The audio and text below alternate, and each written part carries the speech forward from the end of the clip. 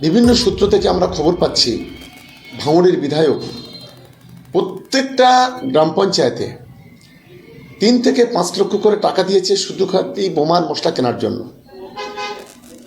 এবং সেটা কোনো একটা জায়গায় র মেটেরিয়াল কিনে সেই র মেটেরিয়ালগুলো সেখানে হামার দিয়ে রাতের অন্ধকারে সেখান থেকে গুঁড়ো করে মশলা তৈরি করে সেই মশলাগুলো বিভিন্ন গ্রামে গ্রামে সাপ্লাই করা হচ্ছে। এবং বিশেষ করে লাগোয়া যে বিধানসভা হাড়োয়া, মিনাখা এবং দেগঙ্গা, এই এলাকা থেকে প্রচুর অস্ত্র ঢোকানো হয়েছে এখানে।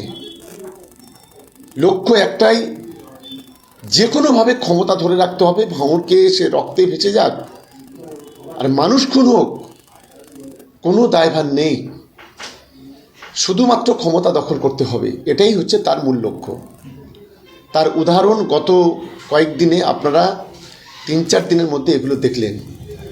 এবং কিছু অন্ধভক্ত, কিছু নিন্দুক যারা বলেছিল শওকত মোল্লারা নিজেদের গাড়িতে বোমা ফেলে অন্যকে দড়ি দিচ্ছে, আমরা এত কাপুরুষ নই, আমাদের এত রাজনীতির খিদে নেই, এত মানুষকে দোষারোপ করার মানসিকতা নেই, এটা তাদের মনে রাখা উচিত।